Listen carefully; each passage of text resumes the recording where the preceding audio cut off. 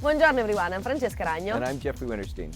The first step in Doha of the Global Champions Arabians Tour has just ended. Jeff, what's your impression about it? I think it was the Qatar International that we all hoped for, that we expected, that we've come to expect from this organizer. I think what's going to really be the challenge, and what on everybody's mind, is moving forward. What is the event going to look like? What is it going to look like with the horses and everything as we move forward to Abu Dhabi and then continue on down the line? You know, Jeff, being here in Doha prior to the event and also traveling around some other events before this, I knew there were a lot of doubts, there were a lot of questions, there were a lot of expectations about this event, and still nowadays, after the event, people is still wondering what it's going to be, because of course this is the first year, so we will not know until the end of the year where this really will bring us. But for now, let's analyze together what happened in these days for every one of you that were here, and also especially for the one that were not here with us. Yes, and especially let's look at it in the context of the next show, also Abu Dhabi, what could possibly happen, and then throughout the whole tour, throughout the year, to eventually arrive in Paris. So let's start with the result. I will start, of course, from the Yearling Fillies Championship. Quality was very tough. The gold medal went to Dina Fayez, Dubai Arabian Horse Stud. She stood up very nicely. What do you think about her? Dina Fayez, it's the first time I actually saw this filly. And thinking about it in context, this was probably a tough place to win because she came in here and she beat two silver and bronze that were both from Qatar. Now she gets to go back to the Emirates. For yearlings, you know, they've just started their show career. It's tougher with the traveling and everything like that. And so I think she's really well positioned for Dubai Stud moving forward into Abu Dhabi. What you just said actually is a very interesting point of view. The traveling side, we all know it's very difficult for the tour, especially for the yearlings. It's interesting, she came here, she was the one that had to travel and she got the place. So let's see what's going to happen in Abu Dhabi and then Oman. And talking about the second, Sultana Al Tamer, what I like about the tour is that we have, of course, more challenges, we have more locations where the horses can compete. So it's not, for our sittings, not only a trophy hunter opportunity, but it's also a way where breeders can actually showcase and expose their breeding programs and their result. And in this case is the case of Al Tamer Stud, which was competing with Sultan Al Tamer, that is the first homebred for the stud that just started actually 2 years ago. What do you think about that? I know Al Tamer's really looking forward to that, and you're absolutely right. I think they may be looking at this tour a little bit differently. It can be exposure, they're just getting started. And so this is a wonderful opportunity for exposure for their breeding program. Not only for them, of course, but for all the breeders that are going to take the chance. And then, Yearling colts. Well, this was for sure one of the biggest competition, at least for this tour. Everyone, even before the show, was talking about the Yearling Colt Championship because we had two very big names. The competition was all about them, that is Afrin Al-Shakab against the Borkan. Very tough classes, two amazing colts, very different build. Tell me what you think about it.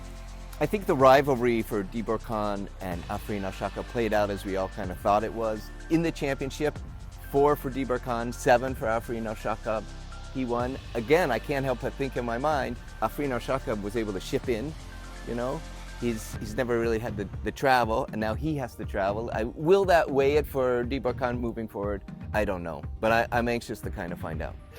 I will have to say that in the back of my mind, when we look at the entire year for this, what is going to be the male champion, I really can't see it coming from the yearling section because these are such young horses and at some point they're going to need a break. I think the overall accumulation total for the champion male and champion female, in my mind, it's got to come from either the junior or the seniors because it's just going to wear a toll on these yearlings, I think. Actually, Jeff, you brought up a very interesting point because the Global Champions Arabians Tour is not only one competition, so it brings so many more level of difficulties, which is of course the competition, is the traveling, but is also how long it lasts. So I think that beside the beauty of the single horse and how it performs in a certain location is the adaptment in new locations and how strong the horse is to be able to participate and to travel and to perform at his best in every location. So this is a very interesting point that we will see just at the end of the year. Who can actually make it, how strong these horses are. And these trainers and these handlers they're just finding out about these yearlings. They're going to find out throughout the year, and so I think we're going to have a few surprises. What also makes the yearling very interesting to me, as you always say, that these are actually your favorite classes and championship, because of course we discover new horses. Most of them we never saw them competing before. What is also interesting is that during the year the yearling changed so much. Yes. It's really the section that we can see a horse develop in a year time so much. So the Borkan, the Afrin, the Nafayes, all the yearling that we saw here, for sure, probably will look much different at the end in Paris in December. Let's talk now about the junior fillies. And in my mind, in some respects, I think that there's an opportunity for the junior fillies to really be dominant throughout the year. Shahil Al-Shakab, unbeaten. She's proven that she can travel the Menton and win. And so she could be one of those fillies that kind of dominates her category. And if she dominates her category, she could be champion female at the end of the year. Having said that, I was really impressed with Dee Najla here, just how much she tried during the championship. She showed the entire time for Paolo. I've been in the stall with this filly. She's an excellent temperament. She's so sweet and kind. That is really kind of the temperament that could, make it the entire way. And so I'm really interested to see how this plays out. You've got the unbeaten, and then I think you have a pretty good rival. I'm not sure if they'll be able to break through. And if Shah Khalil actually is dominant, I don't think it's going to kind of matter in the end. Well, what makes me very happy is that the junior championship and classes are not always the best one, because this is really the age in which the horses are growing out, changing so much. But this year we are very lucky, at least with the junior fillies and also with the junior colts. The quality is exceptional. Whatever filly you mention, we are really talking about top class. And here in Doha, we can say these junior fillies was one of the most talked about championship result. And talking with the people, we can say from an insider point of view that we really had the people's opinion divided in two sectors. The one that are absolutely fans of Shah Khalil Hashakab, that are following her since she was a baby and they were cheering for her. And then we have all the other sector that instead they were cheering so much for Najla. Because as you mentioned, she did a beautiful show. The tail was up for all the stand-up. Paolo did a great job. So the competition was very tight. And also the judges' card, it was actually a very tight competition. Am I wrong? 5-6. So it was one judge that swung it either way. So we can say that the judges and also the public opinion is kind of very tight. Let's see what is gonna happen during the season. And then let's jump into another very talked about competition, which is the junior colt. Who we had there? Bandar Al-Jassimia, Baz Al-Jassimia. This is going to be interesting because I can't see either camp backing down. I think they're going to continue the push. I think they'll try to push through this entire tour. So this is a rivalry that I'm excited about, and I can't wait moving forward. And this is a rivalry that didn't start here in Qatar between these two boys, both bred by a Jassimia farm, but they now are competing against each other. And for sure here was a big game. So let's see what's going to happen in the future. Let's jump into the Senior Mares Championship. AJ Kaya, I know everyone knows that I love this mare. She won this championship, but really it's her first major title. That raises a lot of question marks going forward. I think she's capable of, but you got Di Shahana, which is obviously a great mare for Dubai stud. You mentioned something earlier which I think was pretty relevant off camera, and that was that the mares were so competitive, and if it turns into a thing where one mare's winning here, one mare's winning here, one mare's winning here, we go back to the juniors for who's going to win the female championship, because these other mares are going to kind of be taking each other out. This is actually a very interesting point in the point ranking that we will see at the end of the year. Talking with I'm trying to bring up the public opinion on the Senior Mare Championship. The quality, as you said, was so high that actually whoever you ask about the result of the Senior Mare Championship, they all agreed on what happened, because of course the quality was extreme. Dishiana made up an amazing show, and Kaya, she just had in this show this extra factor, this extra factor that is typical of the Arabian horse type. She catch everyone's eyes, so well done with Glenn. This was also the first time Glenn showing with Kaya, so this was actually, I think, one of the most exciting moment for all the Global Champions Arabians Tour here in Doha. Can you capture that sort of charisma, that excitement throughout the whole tour? I don't necessarily know. For a counter argument against the Shahana, I was talking to Dustin from Dubai State. He said this mare absolutely loves her job. She works so hard. She's super sweet. This is kind of the mare that could be like, she kind of relishes, you know, show after show after show after show, where AJ Kaya, because she's kind of that charismatic. I don't necessarily know. I haven't been talking to the Arjman camp about AJ Kaya, but we'll have to see how this plays out. And I mean, the Arabian horse is known to be a very strong horse, very nervous. But let's be honest, the calmer the horse is, the better he will perform, because the better he will travel. So really the personality and the mentality, the mindset of the team and of the horse matter so much. But Jeff, I don't want to mention only the first two in the championship, because come on, this championship was so good. The bronze medal, Emarella, again from Al Jassimia Farm, and then so many other beautiful mares like Wildona, which I know you love, Sandra Settimo Cielo, and so many others. I can tell you that during the Senior Mares Championship, I actually just stopped myself and looked in this direction with all these beautiful mares standing up. It was fantastic. And it could rotate through who's taking home that championship and the points for the end of the year title. Last but not least, Senior Stallion Championship and Classes, because this was also one of the highlights of the entire show. Jeff, let's start from the Classes. Alexander, highest score of the show, and then he doesn't come back into the championship. I think that gives us a glimpse of what could happen and the changes that we could see throughout this tour as we move forward. He was just fantastic with Rafael on the lead. It's such a shame that actually injured himself.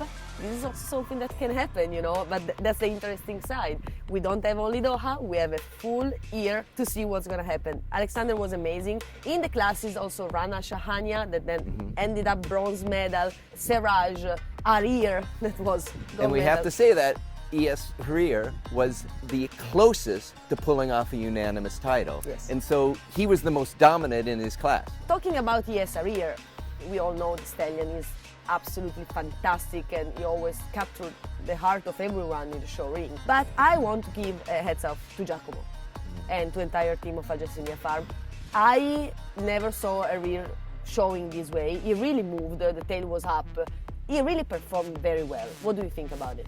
Yeah, I think it is, and I think it's really difficult to take over a show horse that's had already a really illustrious career, and then you've got to adapt to him. And I don't think, you know, they weren't getting a lot of pointers. They're just getting this horse, and then they've got to figure him out. And they obviously were in the months that they had him. Di Seraj, he did an amazing show with Paolo Capecci. We all know him. He tried hard, ended up second, and then bronze medal went to Ran Al Shahania, which just came all the way from America. I know he arrived just a few days before the show, and then he came here and he showed like he was here forever. I want to talk about it because he looks like a strong horse, young stallion that actually could make up the tour very nicely. It's funny you mentioned that. I was talking to Obi and he said, you know, the Al Shahania camp, they're full in on going the tour. And Ron he's kind of a very kind horse. He accommodates things. He landed just after Aachen in Europe and then he shipped down here. He's handled the travel beautifully. I mean, I think you can't forget about him in the back of your mind, because even though he was third here, I think at the end of the year when the dust settles, it's possible he could be on top. A lot of big names are coming back to the tour, competing, of course, for the prize money, of course, for the experience, of course, for the new opportunity. Public opinion, there is some people that absolutely fun and they are loving the fact to have again all these big horses, big name coming back. To the other side, there is people that actually is not loving that so much because they would prefer to see like new rising stars coming up. What we can be sure is that anyway, the Arabian horse shows are spectacles.